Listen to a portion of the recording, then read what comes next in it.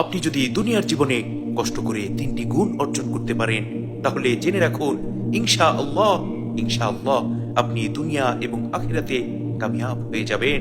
সেই 3টি গুণের মধ্যে নম্বর 1 হচ্ছে, আপনি যদি আপনার অন্তরকে জ্ঞানী করে তুলতে পারেন, ইলমওয়ালা করে তুলতে পারেন, এবং সেই অনুযায়ী যদি আপনি দুনিয়াতে আমল করেন, তাহলে আপনার দুনিয়া এবং আখিরাত কামিয়াব হয়ে যাবে।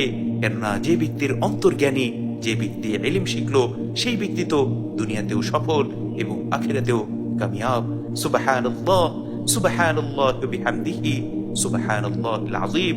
নম্বর 2 হচ্ছে, যে ব্যক্তি নিজের শরীরকে ধৈর্য ধারণকারী শরীর বানাতে পারবে, ওই ব্যক্তি দুনিয়া এবং আখিরাতে সফল কাম হয়ে যাবে। কেননা যে শরীর ধৈর্য ধারণ করে, যেই বান্দা সবর করে, আল্লাহ রাব্বুল আলামিন ওই বান্দাদেরকে অত্যন্ত মহব্বত করেন।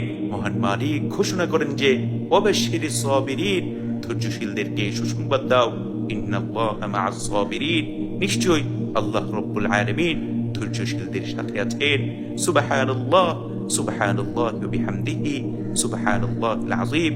নম্বর 3 হচ্ছে, যে ব্যক্তি আল্লাহর দেয়া নিয়ামতের উপর সন্তুষ্ট থাকে, নিজের কাছে যা কিছু আছে তার উপর তুষ্ট থাকে, ওই ব্যক্তি দুনিয়া এবং আখিরাতে সফল কাম হয়ে যাবে। কেননা এমন ব্যক্তির অন্তরের মধ্যে কখনোই দুনিয়ার লোভ লালসা আসবে না। আর যার মধ্যে দুনিয়ার লোভ লালসা নেই, ওই ব্যক্তি দুনিয়া এবং আখিরাতে সফল কাম হয়ে যাবে।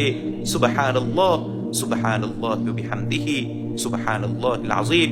এজন্য আমরা যদি দুনিয়া এবং আখিরাতে সফল হতে চাই, তাহলে অবশ্যই আমাদের অন্তরকে ইলমওয়ালা বানাতে হবে এবং সেই অনুযায়ী আমাদের আমল করতে হবে।